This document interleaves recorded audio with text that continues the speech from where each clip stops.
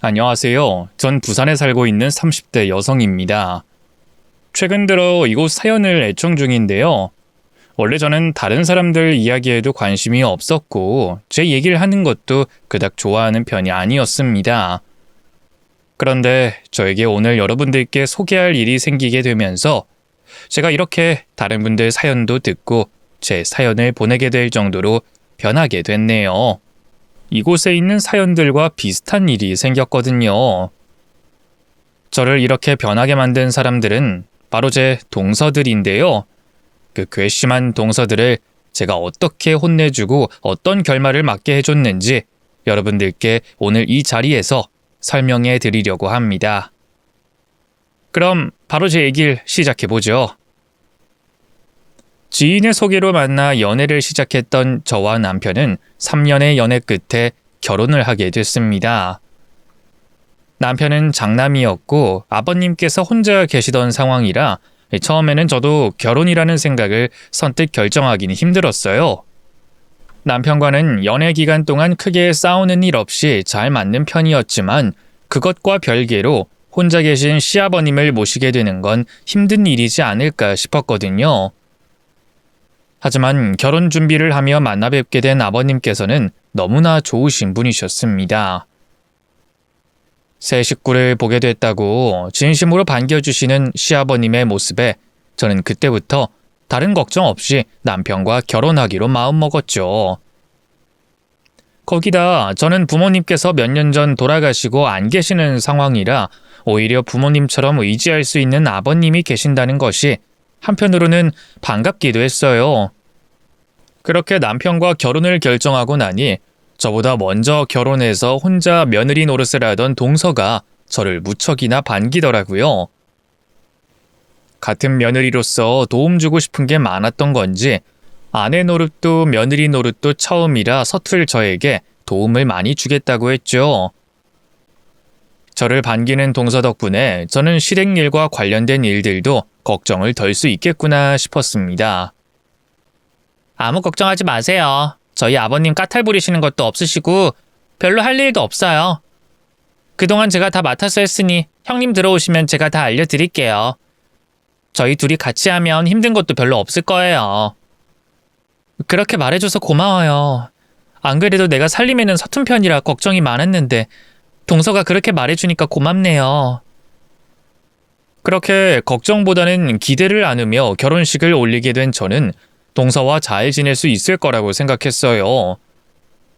어떻게 보면 저보다 먼저 결혼한 손아래 동서가 부담스러울 수도 있는 상황이지만 결혼 전 만났던 동서의 싹싹하고 친절한 모습을 보니 우리가 자매처럼 잘 지낼 수 있지 않을까 기대를 했었거든요. 하지만 막상 결혼하고 나니 동서가 갑자기 태도를 싹 바꾸는 겁니다. 결혼 전만 해도 같이 시댁 일을 하자며 살갑게 굴던 동서가 제가 들어오고 난 후로 그동안 하던 시댁 일을 모두 저한테 떠넘겨 버리는 거였죠. 동서, 이번 명절에 어떻게 할 거야? 아무래도 이번엔 내가 처음 만든 명절이라 동서한테 많이 의지할 것 같아서 연락을 기다렸는데 동서가 연락이 없길래 내가 전화했어. 아, 명절이요? 그냥 알아서 하시면 될 것 같은데요? 명절이라고 해봐야 뭐 별거 없어요. 말씀드렸잖아요. 우리 아버님 까다롭지 않으시다고. 그냥 전 몇 종류 붙이고 나물 서너 가지 묻히면 되는 거죠. 그건 제가 뭐 가르쳐드리고 말고 할 것도 없을 것 같은데요? 형님도 친정에서 배운 게 있으실 거 아니에요. 맞죠? 어? 그럼 나 알아서 하라는 거야, 동서? 난 당연히 동서랑 같이 준비할 줄 알았는데. 아니, 저도 돕기는 하겠지만 이제 형님이 맏며느리시니까 형님이 알아서 주관하셔야죠. 제가 시어머니도 아니고 아랫동서인 제가 형님을 가르치는 것도 좀 웃기지 않겠어요? 그냥 알아서 하시면 될 것 같아요. 그리고 제가 이번엔 좀 바빠서 명절 당일날 뵐게요. 수고하세요, 형님. 제가 들어오기 전까지 동서가 시댁 대소사를 다 알아서 해왔다고 하기에 저는 먼저 시집온 동서에게 묻고 배우려 생각하고 있었습니다. 손아래 동서라고 해도 제가 배울 게 있으면 적극적으로 배우려고 했고 동서 역시도 저에게 많이 알려주겠다고 말했으니까요. 하지만 동서는 처음부터 제게 알려줄 생각이 없었던 건지 제가 시집가서 처음 맞는 첫 명절부터 모든 일을 제게 떠넘기기 바빠 보였습니다. 제 예상과 다른 동서의 반응에 당황스럽기도 했지만 처음에는 그런 동서를 이해하려고 했어요. 맏며느리도 아닌데 먼저 시집왔다는 이유 하나로 그동안 혼자 시댁 일을 도맡아 했으니 동서도 나름대로 고생과 고충이 있었겠구나 싶었습니다. 그래서 그동안 고생했을 동서를 이해하며 앞으로는 제가 맏며느리 노릇을 잘 해야겠다 싶었죠. 동서가 바빠서 도와줄 수 없다니 저는 어쩔 수 없이 남편과 상의하고 인터넷 보고 여기저기 물어가며 첫 명절 준비를 해야 했어요. 그렇게 제가 동서에게 도움받는 일 없이 시댁 일을 하고 아버님을 챙기기 시작하자 동서는 그때부터 그게 당연한 것처럼 모든 책임을 제게 떠넘기고 자기는 손 하나 까딱하지 않으려고 했습니다. 최소한의 며느리 노릇도 안 하려고 하더라고요. 명절에는 친정에 다녀와야 한다는 핑계로 한참 늦게 와서 얼굴만 쓱 비추고 가고 시어머니 제삿날에도 상차림 한번 도와주는 법 없이 서방님이랑 둘이 얼굴만 비추고 가버리는 겁니다. 처음에는 동서도 사정이 있겠지. 그동안 고생한 게 많아서 그렇겠지 생각하며 이해해 보려고 했던 저도 자꾸만 이 핑계 저 핑계만 대며 시댁 일을 등한시하는 동서에게 실망하게 됐어요. 저 동서가 바쁘다고 하니까 이해는 하지만 나도 바쁜 짬 내서 일하는 건데 좀 도와줄 수 없겠어? 나는 동서랑 서로 도와가면서 잘 지내보고 싶었는데 오히려 결혼하고 동서랑 더 멀어진 것 같아서 좀 그렇네. 그래서 앞으로는 미리 와서 같이 음식하고 서로 도왔으면 좋겠어. 동서도 이래저래 바쁘겠지만 나도 집에서 노는 거 아니잖아. 아, 그래요? 네, 형님 말씀은 잘 알았어요. 근데 저도 괜히 농땡이 피우려고 그런 게 아니라 정말 사정이 있었어요. 아무튼 앞으로는 형님 혼자 고생 안 하시도록 할게요. 그럼 됐죠? 제가 그렇게 한마디 하고 나서야 그제서야 동서도 제 눈치를 보는 척 했습니다. 하지만 그것도 제가 일일이 시키고 따져야 하는 척 했고 제가 별말 없으면 알면서도 모르는 척하며 시댁 일을 남의 일처럼 생각하는 편이었죠. 눈치가 없는 편도 아닌 동서가 그렇게까지 하는 게 답답하고 괜히 얄밉기도 했지만 그렇다고 제가 하나하나 따져 묻고 혼을 내는 것도 좋은 쪽은 아니다 싶었어요. 제가 늦게 들어와 집안에서 소란이 일어나면 괜히 저 때문인 것 같아서 말이죠. 그래서 동서의 행동을 어느 정도는 눈 감아주고 좀 심하다 싶으면 한 번씩 지적을 해주고 있었습니다. 그러다 삼형제 중 혼자 미혼이었던 막내 도련님이 어느 날 결혼하겠다며 집에 여자를 데려왔어요. 저희 아버님 성격에 자식들이 데려온 여자를 반대하실 분도 아니셨고 도련님이 좋다고 하니 결혼은 이미 결정된 일이었죠. 그런데 알고 보니 예비 동서가 둘째 동서와 친구 사이더라고요. 제 앞에서도 친해 보이는 두 사람의 모습에 저는 그 일이 잘된 일인지 나쁜 일인지 반신반의할 수밖에 없었어요. 앞으로 어떻게 될지 지켜보자 싶었는데 그 결과는 제 예상보다 빨리 드러나게 됐습니다. 결혼식 올리고 시댁에 첫 인사를 드리러 오자마자 막내 동서가 제게 선전포고하듯이 얘기를 했거든요. 형님, 아무래도 이런 건 미리 말씀드려야 할 것 같아서요. 형님도 아시다시피 제가 일을 하잖아요? 그렇다 보니 여러모로 바쁘고 시간이 없어요. 그래서 아마 앞으로 제가 시댁일 관련으로는 형님께 큰 도움은 못 될 것 같아요. 형님도 제 사정 아시니까 이해하시겠지만 그래도 혹시나 기분 나빠하실까봐 미리 말씀드리는 거예요. 제 말 무슨 말인지 아시죠? 새로 들어온 막내 동서가 자기는 직장 생활하느라 바쁘다는 핑계로 시댁 일에 신경을 쓰지 않겠다고 말했습니다. 누구는 안 바쁜 것도 아니고 일을 안 하는 것도 아닌데 대놓고 그런 식으로 나오니 저도 당황해서 어떻게 반응해야 할지 모르겠더라고요. 그런데 막내 동서는 거기서 끝내지 않고 그나마 제 눈치를 보고 있던 둘째 동서까지 꼬드겨 둘이서 파업하듯이 시댁 일에 손을 떼려고 했습니다. 시댁일 문제로 다 같이 상의를 해보려고 하면 둘이 미리 입이라도 맞춘 듯 사정이 있다고 핑계를 대며 제게 떠넘기는데 결국 둘이 합심해서 저를 무시하려고 한다는 느낌을 받았죠. 그래도 처음에는 그 둘의 행동을 지켜보기만 했습니다. 결국 다 같은 며느리 입장인데 제가 동서들을 잡돌이할 수도 없는 거고 동서들도 생각이 있으면 적당히 눈치 보며 선은 지킬 거라고 생각했거든요. 그동안 둘째 동서가 제 눈치를 보며 하는 척이라도 했었고 막내 동서야 뭐 이제 막 시집와서 뭘 몰라서 저러는 거라고 생각해서 시간이 지나면 괜찮아질 줄 알았죠. 그런데 그런 막내 동서를 친구로서 윗사람으로서 이끌어야 할 둘째 동서가 오히려 막내 동서에게 휘둘리더라고요. 그쯤 저희 아버님께서 잠시 병원을 다니게 되셨는데 동서들은 그 사실을 알고도 걱정 한번 하지 않았어요. 그래서 매번 제가 아버님을 모시고 다니다가 어쩌다 일이 생겨 동서들에게 아버님을 부탁해야 하는 일이 있었는데 다들 매정하게 안 된다고만 했습니다. 죄송해서 어쩌죠, 형님? 저희가 그날은 일이 있어서 안 되겠는데요. 그렇게 중요한 일이야? 나도 사정이 있어서 동서들한테 부탁하는 거잖아. 혹시 개인 사정이면 좀 빼보지 그래. 나도 개인적인 일이면 이렇게까지 부탁 안 하겠는데 그날 내가 회사에 일이 있어서 그래. 형님, 그렇게 말씀하시면 서운하죠.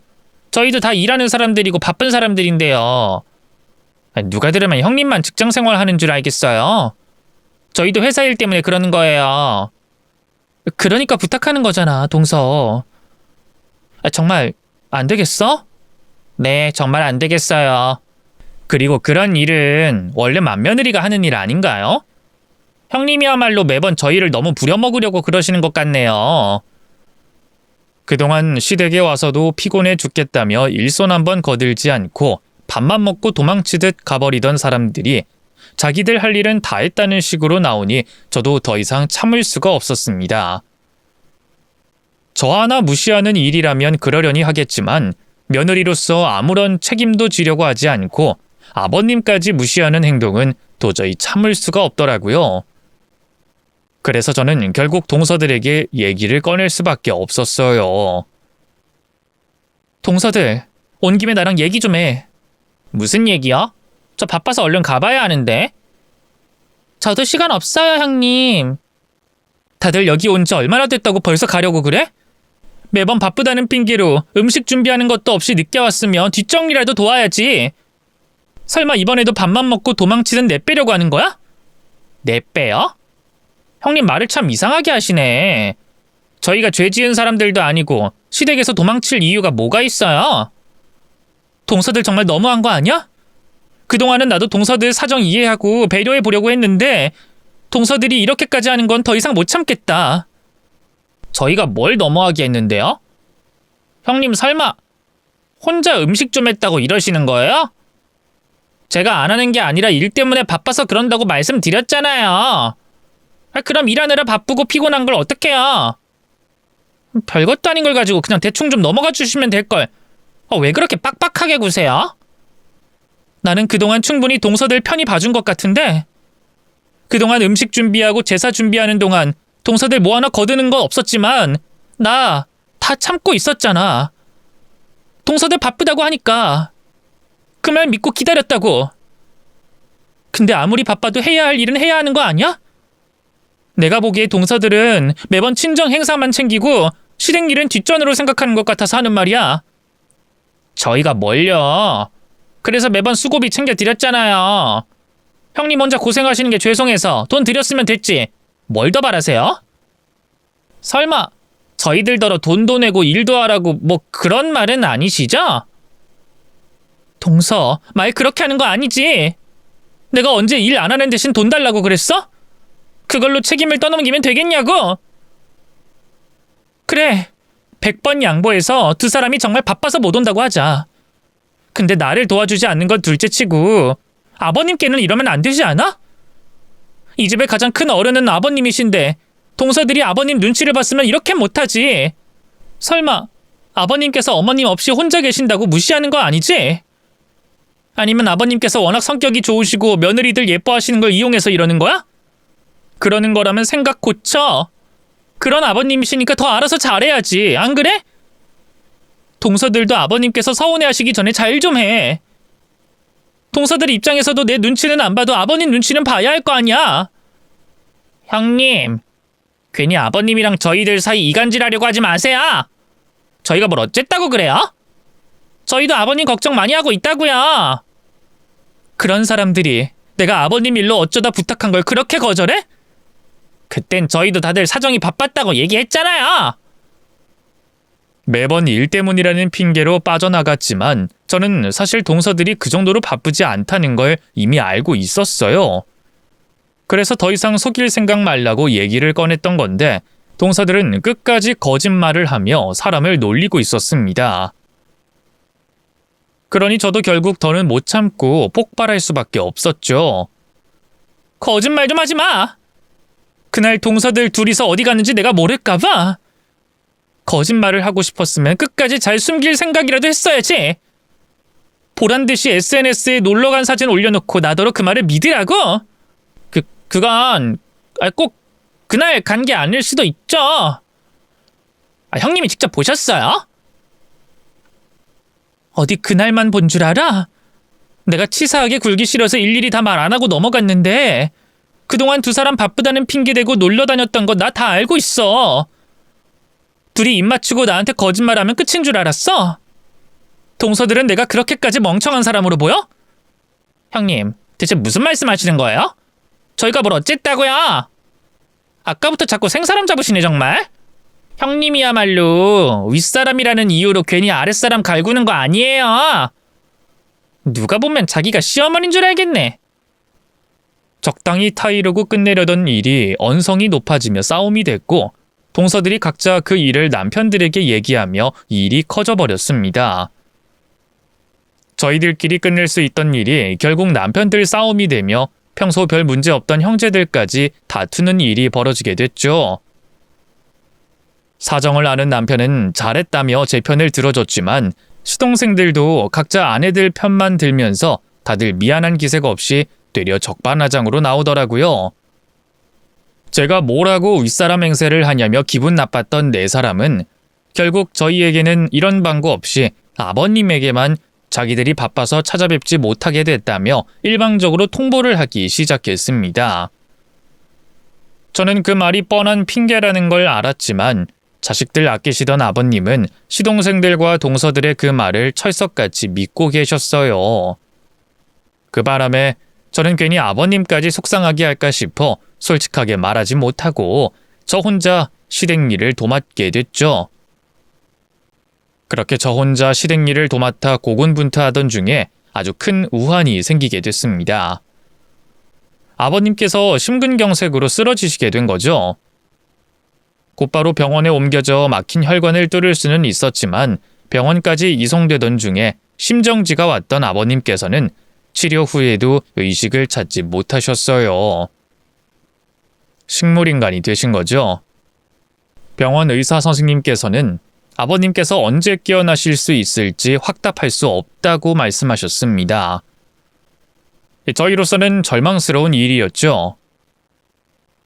그런데 이렇게 절망스러운 가운데 저희를 분노케 하는 일이 생겼습니다.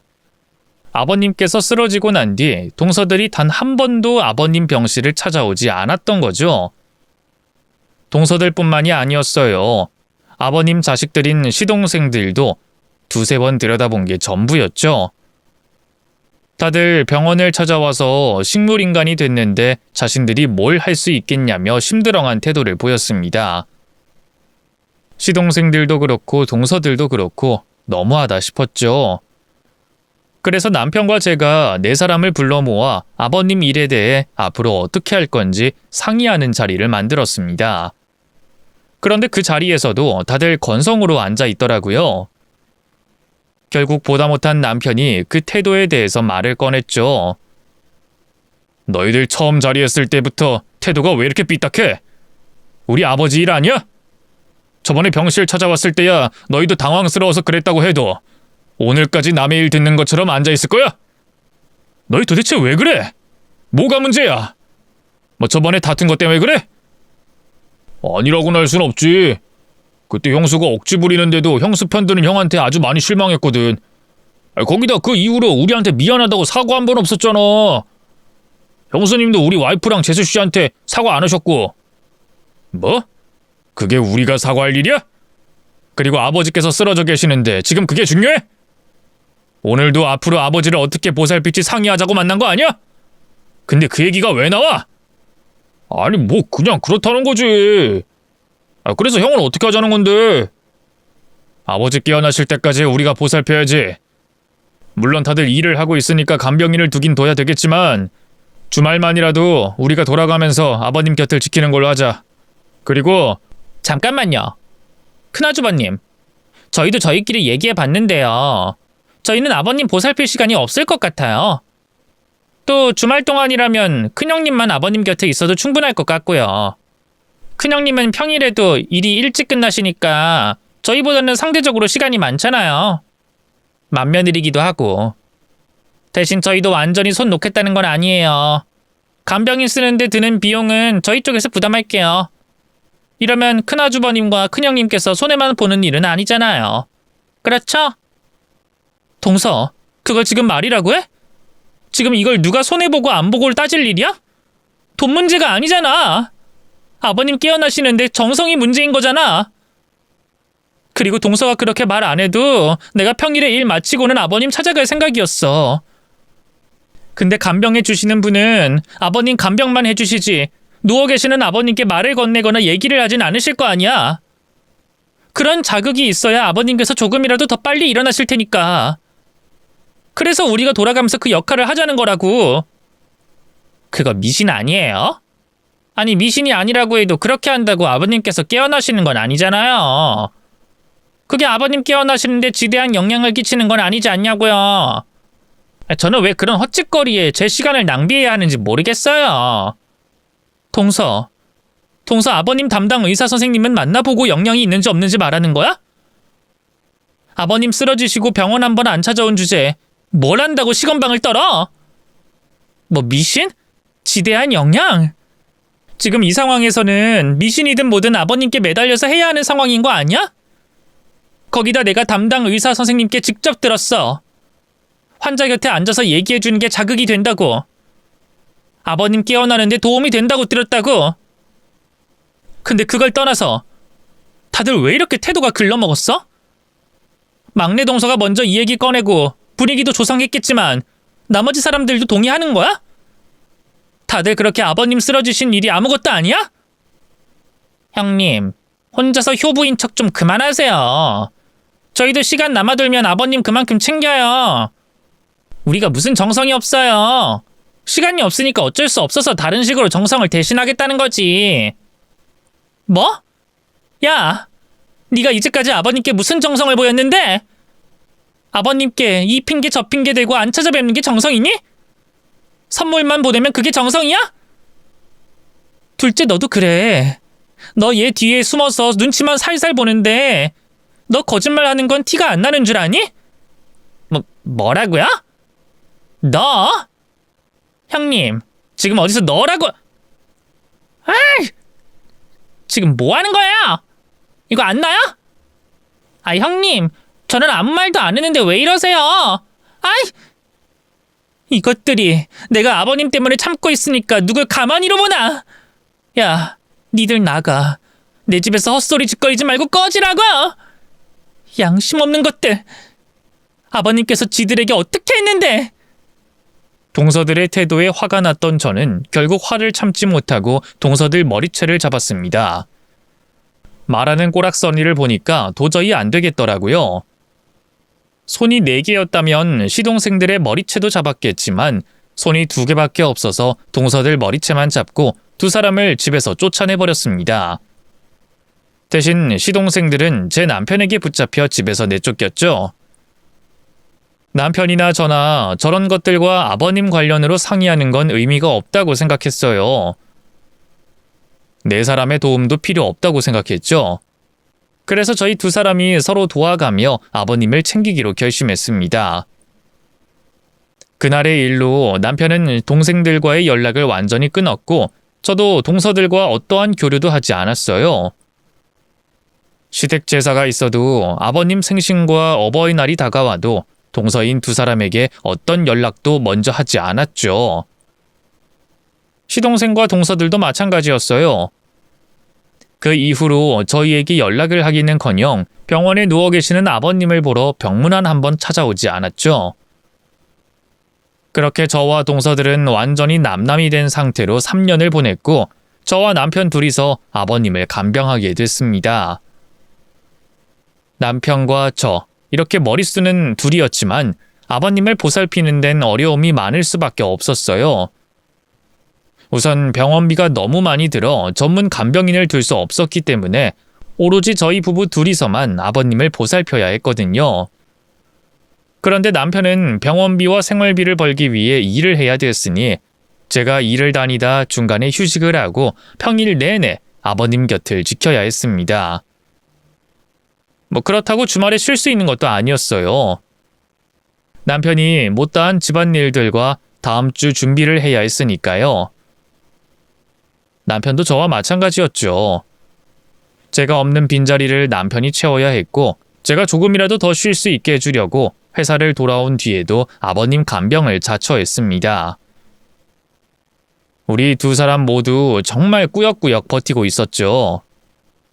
그만큼 힘들었던 상황을 버틸 수 있었던 건 아버님께서 분명 깨어나실 거라는 희망이 있었기 때문이었습니다. 또 연로하신 아버님께서도 끈을 놓지 않고 홀로서 힘겨운 싸움을 버티고 계시는데 서로 의지할 수 있는 저희가 힘들다고 칭얼거릴 순 없었죠. 그래서 누워 계시는 아버님을 보며 매일매일 마음을 다잡고 버티고 있었습니다. 그런데 그런 저희가 흔들리게 되는 일이 생기게 됐어요. 아버님 상태가 급격히 나빠지시기 시작하면서 말이죠. 이제까지 의식은 없으셔도 호흡과 심박수는 정상적이었는데 갑자기 호흡도 혼자서 하시기 힘들어 하셨고 심박수도 높아졌다 낮아졌다 널뛰기 시작했어요. 의사 선생님께서는 아버님 상태가 좋지 않아 보인다며 마음의 준비를 하라고 말씀하셨습니다. 또 이러한 상황에서 한 번 더 위독한 상황이 생긴다면 숨이 유지되더라도 아버님께서 깨어날 확률이 이전보다 더 낮아질 거라며 생명유지장치 중단 여부를 결정해 보라는 말도 저희에게 하셨죠. 인정하고 싶지 않았지만 아버님을 떠나보내드려야 하는 순간이 다가오는 것 같았습니다. 그래서 저와 남편은 아버님께서 다시 한 번 더 쇼크가 오시거나 혼수 상태에 빠지신다면 그만 고생하시도록 생명유지장치를 떼어드리기로 했죠. 남편과 상의를 마친 뒤에는 시동생과 동서들에게 연락했어요. 아버님께서 잘못되든 말든 신경 하나 쓰지 않고 있던 사람들이지만 그래도 아버님의 자식들이고 며느리들이니까 이 상황을 설명하고 아버님과 마지막 인사를 나눌 수 있게 알리는 게 옳은 행동이라고 생각했습니다. 남편이 먼저 시동생들에게 상황을 알렸죠. 그런데 연락이 되지 않는 것 같더라고요. 남편 번호를 수신 차단한 건지 아니면 일부러 전화를 받지 않는 건진 모르겠지만 말이죠. 그래서 남편이 당시 상황을 정리해서 문자로 정리해 남겼습니다. 남편이 연락하는 사이 저도 혹시나 싶어 동서들에게 연락을 해봤지만 역시나 동서들과는 통화를 할 수 없었어요. 괜히 연락했다 싶었습니다. 애초에 몇 년 동안 코빼기도 안 보였던 인간들인데 그런 인간들에게 가족으로서 할 도리나 사람 노릇을 바래서는 안 됐다고 후회를 했죠. 열받는 것도 아까운 것 같아 신경 쓰지 않으려고 했습니다. 남편에게도 그렇게 말했어요. 이제까지 해왔던 것처럼 우리끼리 아버님을 챙기자고 말이죠. 다음 날 저는 어제 아무 일도 없었던 것처럼 평소와 같이 아버님을 간병했습니다. 그런데 점심시간이 다 돼갈 때쯤 동서들이 병원을 찾아왔더라고요. 복도에서 아버님 병실을 찾고 있는 동서들과 마주치게 됐던 거죠. 두 사람과 마주쳤을 땐 당황스러웠습니다. 바로 어제까지만 해도 제 연락을 무시했던 동서들이 병원까지는 웬일인가 싶었으니까요. 뭐야? 동서들이 여긴 어떻게 왔어? 어젠 우리 연락도 받지도 않더니. 형님, 아버님 아직 괜찮으신 거죠? 어? 뭐 좋다고는 할 순 없지만 아직은 생명 유지 장치 하고 계시고 또 언제 쇼크가 오실지 모르니까. 아버님 어디 계세요? 저희 아버님 좀 뵈야 되겠는데. 그래. 그래야지. 따라와. 병원을 찾아온 동서들을 보자 당황스러웠습니다만 한편으로는 고마웠습니다. 그동안 시동생들과 동서들에게 너무 실망만 하고 이번에도 기대를 조금도 하지 않았던 탓인지 이렇게 찾아와 준 것만으로도 고맙더라고요. 그래도 아버님을 생각하긴 하는구나. 걱정은 했구나 싶어서 말이죠. 아버님께서 언제 쇼크가 올지 모르는 상황에 동서들만 온 건 마음에 걸리긴 했지만 뭐 그거야 시동생들도 회사 일 관련으로 나름의 사정이 있겠다 싶었습니다. 그래서 저도 최대한 좋은 마음을 가지고 동서들을 아버님 곁으로 데려갔죠. 이후 제가 아버님께서 계시는 병실 문을 열자 동서들은 용수철 튀어오르듯이 누워 계시는 아버님께 달려갔어요.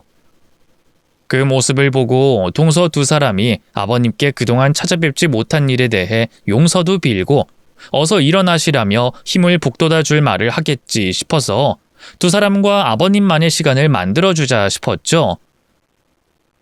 저는 조심스레 문을 닫고 병실 앞에서 잠시 기다리려고 했습니다. 그런데 문을 닫기 전 병실 안쪽에서 동서들이 나누는 이상한 대화 소리가 들리더라고요. 승현아, 이러다 아버님 정말 못 일어나시는 거 아니야? 그럼 진짜 복잡해질 것 같은데. 야, 재수없는 소리 하지 마. 말이 씨가 되면 어쩌려고 그래. 여기 모니터에 내가 말할 때마다 반응 있는 거 보이지? 그러니까 우리가 계속 말 걸고 주물러 드리면 곧 일어나실 거야. 아버님 힘내세요.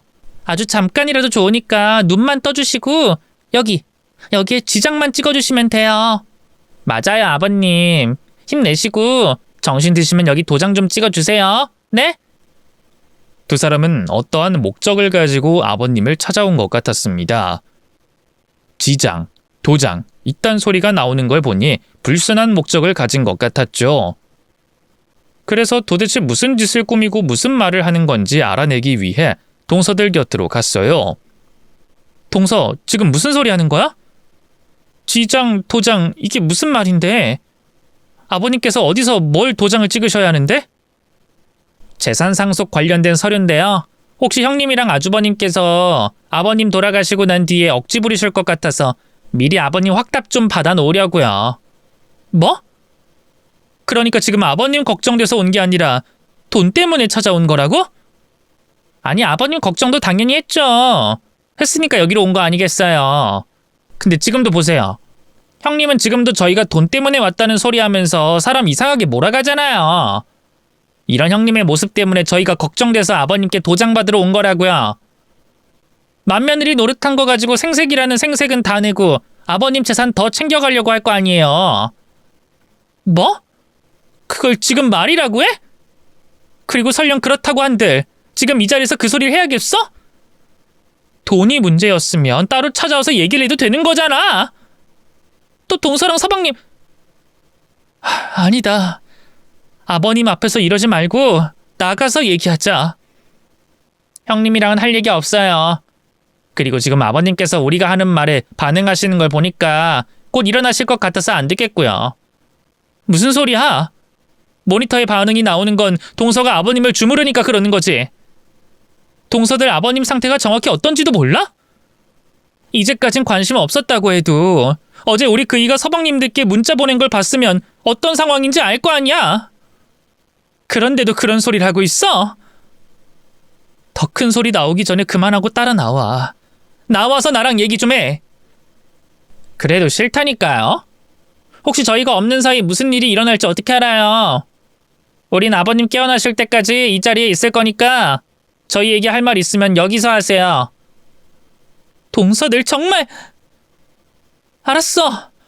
내가 도장 찍어줄게.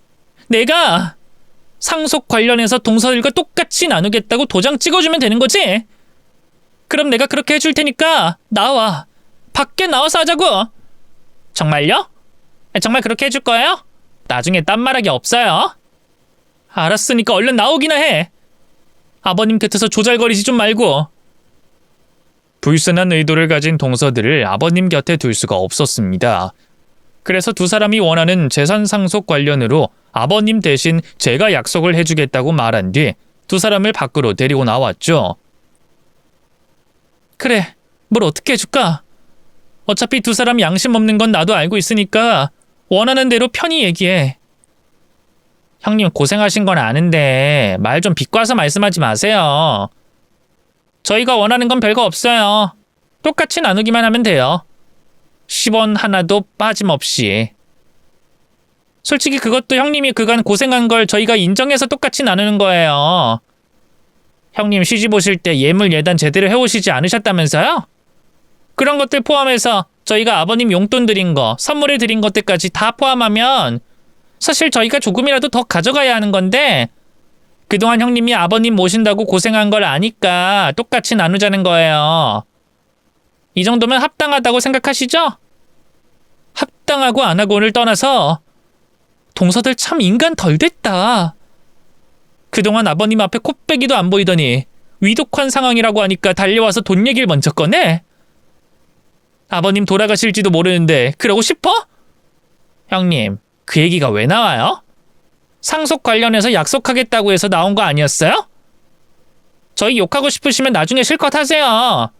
지금은 각서 먼저 작성하시고요. 그래, 내가 동서 같은 사람들과 얘기를 더해서 뭐해.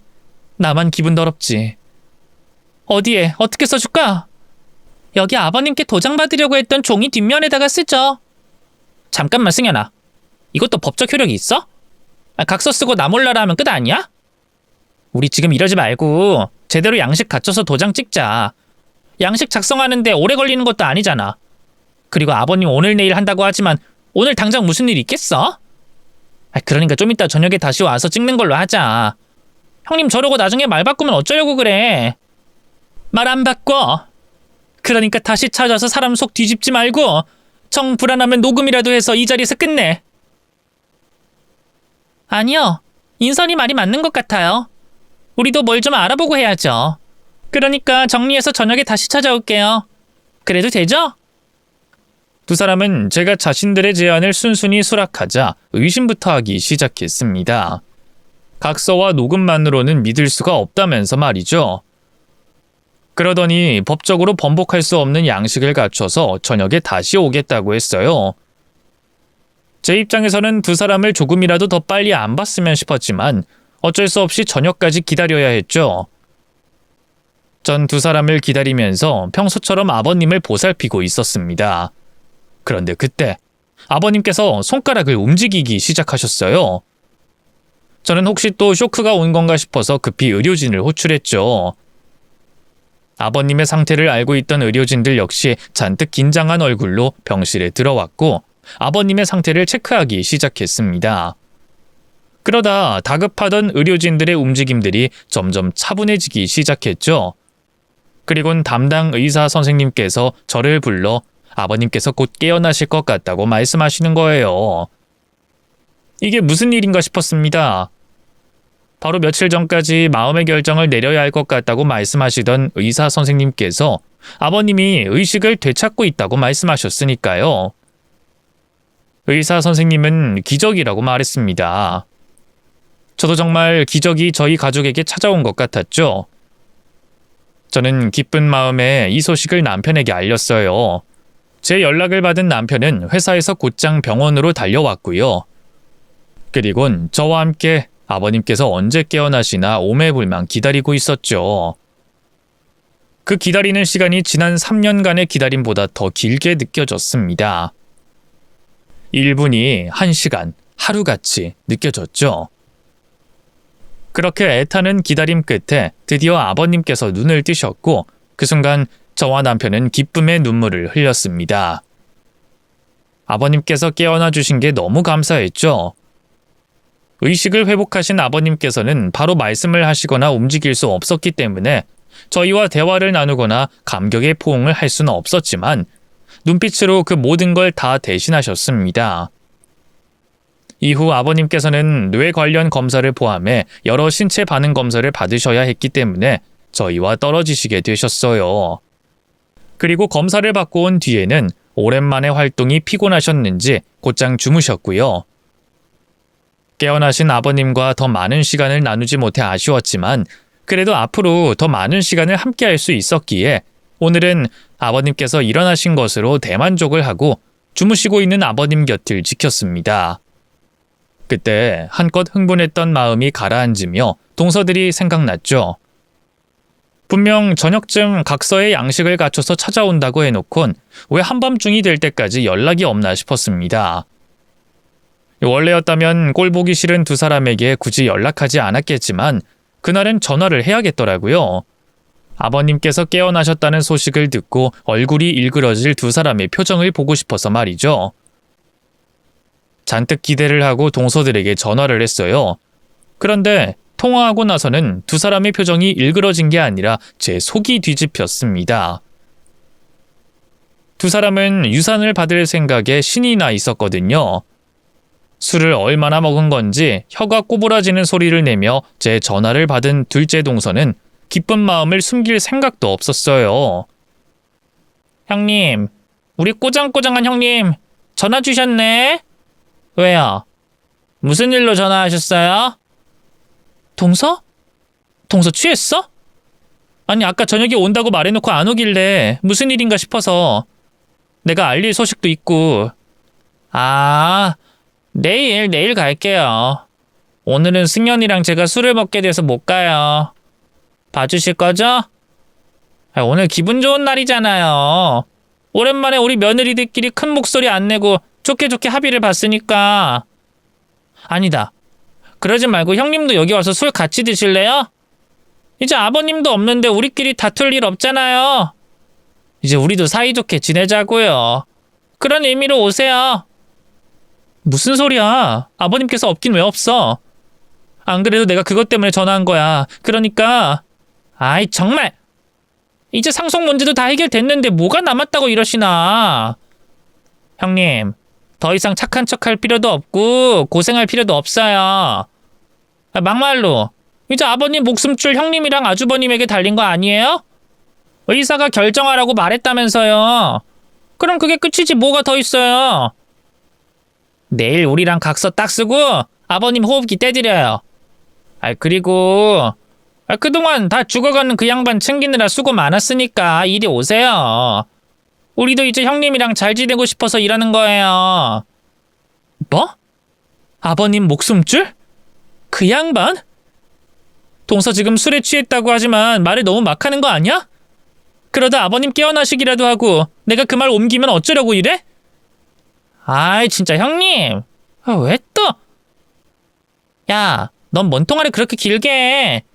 너도 상대를 봐가면서 말해야지. 말도 안 통하는 상대를 왜 이렇게 오래 붙잡고 있어? 형님, 저 승현이, 아니 셋째인데요. 저랑 둘째 동서는 아버님 쓰러졌을 때부터 그 양반, 곧 죽을 놈, 목숨 질긴 놈 이렇게 가리키면서 말했어요. 그러니까 곧 죽을 양반 가지고 이러쿵저러쿵 저희끼리 다투지 말자고요. 그냥 저희랑 앞으로 잘 지내고 싶으면 주소 보내드릴 테니까 여기로 오세요. 오셔서 술 한잔하면서 그동안 있었던 우리들 사이의 일들 풀어요. 상속 관련해서도 좀 자세히 얘기 나누고요. 그게 싫다면 내일 저희가 병원 찾아가는 걸로 마무리하고요. 아시겠죠? 그럼 이만 끊을게요. 이것들이 미쳤나 싶었어요. 유산 관련으로는 저랑 합의가 돼서 기분이 좋을 수 있겠지만 아버님을 벌써 돌아가신 분 대하듯이 말하는 그 꼬라지를 듣게 되니까 말이죠. 거기다 자기들끼리는 이미 한참 전부터 아버님을 그런 식으로 부르고 있었다고 하니 도저히 못 참겠더라고요. 만약 동서들이 돈을 노렸다고 한들 자식 노릇, 며느리 노릇을 조금이라도 했다면 그렇게 화가 나지 않았을 것 같은데 그동안 아버님 앞에 콧배기도 보이지 않고 노릇이라는 노릇은 아무것도 안 한 것들이 아버님 돌아가셔서 유산 받게 됐다고 웃고 즐기고 있으니 가만히 있을 수가 없었습니다. 저는 남편에게 아버님 곁에 있어달라고 부탁을 하고 이 잡것들을 잡으러 나갔어요. 그리고 이것들이 있는 술집에 도착해 어디에 있는지 둘러보고 있었죠. 그때 저 멀리서 누군가 손을 흔들며 저를 불렀습니다. 둘째 동서였어요. 제가 찾아온 게 의외라는 표정이면서도 반갑게 맞이하고 있었죠. 저는 성큼성큼 두 사람이 있는 자리로 걸어갔습니다. 어머 형님 진짜 오셨네? 아니 난 좀 반신반의했거든요. 승현이 얘가 형님한테 너무 직설적으로 말하길래요. 어쨌든 잘 오셨어요. 형님을 이런 곳에 만나게 될 줄은 몰랐는데 너무 반갑네요. 술에 취한 둘째 동서는 자기네를 찾아온 제가 반가웠는지 저를 안으려고 했습니다. 저는 제게 비틀거리면서 다가오는 동서를 테이블 쪽으로 밀어버렸죠. 그러자 동서 꼴이 엉망이 됐어요. 테이블에 안주와 술들로 범벅이 됐죠. 아야, 뭐야? 형님 지금 나 밀었어요? 민 거 맞죠? 그래 밀었다. 밀었으면 네가 어쩔 건데? 아무래도 니들이 저번에 머리채만 붙잡혀서 그런지 정신을 덜 차린 것 같다. 그러니까 이렇게 개념 없는 짓을 겁도 없이 계속 내 앞에서 하지? 그래서 내가 오늘 니년들 정신머리를 개조하려니까 일 다 끝나고 어떻게 되나 한번 두고 보자. 둘째 넌 그대로 그 테이블에 엎어져 있고 너 일로 와. 니년이 가장 문제야. 니년이 들어오고 나서 집안이 아주 개판이 됐어. 알아? 왜 이래요 형님? 지금 밖에서 창피하게 뭐 하시는 거예요? 지금 니년들 때문에 집안이 개판 났는데 밖에서 뭐가 어떻게 되든 내가 창피하겠니? 밖에서 이런 게 창피하면 너나 입 다물고 있어. 저는 막내 동서의 뺨을 갈겼고 곧장 얼굴을 붙잡고 테이블에 휘저었습니다. 또 테이블 위에 엎어져 있던 둘째 동서가 일어나려고 할 때 발을 잡고 들어 다시 엎어져 있게 만들었죠. 술에 취한 두 사람을 제압하는 건 식은 죽 먹기였어요. 두 사람은 테이블 위를 수영하듯이 번갈아가며 제 손에 휘날리고 있었죠. 형님 잠시만요. 잘못했으니까 그만 좀 하세요. 돈 때문에 이래요? 그럼 우리가 했던 유산 얘기 없던 걸로 할게요. 그러니까 제발 좀 그만해요. 네? 아 유산? 내가 그걸 까먹고 있었네. 근데 이걸 어쩌나? 우리가 나눴던 말들 전부 의미 없는 대화가 됐는데? 네? 그게 무슨 말씀이세요? 지금 알 필요 없어. 나중 되면 다 알게 될 테니까. 우선은 지금은 좀 니들 잘못한 일들만큼 좀 당하자. 이후 술집 직원이 찾아와 제지할 때까지 저는 두 동서를 엉망으로 만들었습니다. 술집에서 피해준 금액을 치르고 나와서도 동서 둘을 붙잡고 있었죠. 그리고 길 한복판에서 동서들에게 나는 나쁜 며느리입니다를 재창하게 했어요. 앞으로 영영 볼 사이가 아니었으니 이번에 창피라는 창피는 다 주자고 생각했죠. 물론 모든 눈치를 살피고 상황에 맞게 처세를 하는 둘째 동서와 달리 자존심 강하고 고집 센 막내 동서는 자기는 죽어도 안 할 거라며 버텼지만 유장무장이라고 주먹에는 자존심이고 고집이고 없었습니다. 두 사람은 나는 나쁜 며느리입니다 라며 길거리에서 엉망이 된 모습으로 외치게 됐죠. 이후 동서들이 저에게 당했다는 소식을 듣고 온 시동생들이 남편에게 찾아왔습니다만 그 말을 꺼내기도 전에 아버님께서 깨어나신 모습을 보게 됐어요. 그러자 그제야 자신들이 계획한 것과 다르게 일이 틀어졌음을 알고 많이 당황하는 모습이었죠. 동서들도 남편들에게 아버님께서 깨어났다는 소식을 들었는지 그동안 한 번을 찾아오지 않던 병실을 찾아왔습니다. 시동생들과 동서들이 깨어난 아버님 앞에 180도 다른 모습을 보여주는 동안 저는 아버님께 그동안 있었던 일들을 한마디도 하지 않았어요. 저와 남편이 그동안의 사실들을 말할까 싶어 쩔쩔매는 동서들과 시동생에게 대접을 받았기 때문이 아니라 아버님께서 회복하시는 동안은 걱정 끼치기 싫어서 입 다물고 있었던 거죠. 하지만 아버님께서 회복을 마치시고 어느 정도 일상생활이 가능하다고 판단됐을 때 남편과 저는 그동안 결혼하고 난 이후 있었던 일들을 모두 아버님께 말씀드렸습니다. 아버님께서 쓰러지셨던 일 이후로 시동생들과 동서들을 아버님 곁에 두면 안 되겠다 싶었거든요. 물론 아버님께는 죄송했지만 그러는 게 아버님을 위해서도 나은 일이라고 생각했어요. 다행히 아버님께서는 그동안의 상황을 큰 충격 없이 받아들이셨고 그동안 고생해온 저희들에게 고맙다고 말씀해 주셨습니다. 이후 아버님께서는 시동생들과 동서들을 불러 직접 연을 끊자는 말씀을 하셨죠. 그리고 저희는 아버님 댁으로 들어가 직접 아버님을 모시게 됐어요. 아무래도 한번 쓰러지셨던 분이라 혼자서 생활하시는 건 두고 볼 수가 없어서 내린 결정이었죠. 지금 와서 돌이켜보면 남편과 결혼을 한 것 다음으로 잘한 결정이라고 생각이 들어요. 사연 맨 앞에서 말했듯이 우리 아버님 정말 좋은 시아버님이시거든요. 덕분에 매일매일 며느리 사랑은 시아버지라는 걸 느끼며 지내고 있습니다. 그리고 동서들이 술판을 벌여가며 즐거워하던 재산 상속 관련해서 말인데요.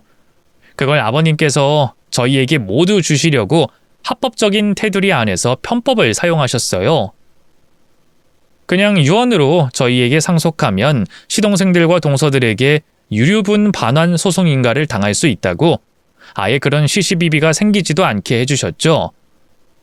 이제까지 한 저희의 행동이 돈을 바란 건 아니었지만 그래도 돈도 생기고 저희가 노력한 걸 아버님께서 인정해 주시는 것 같아 기분이 좋습니다.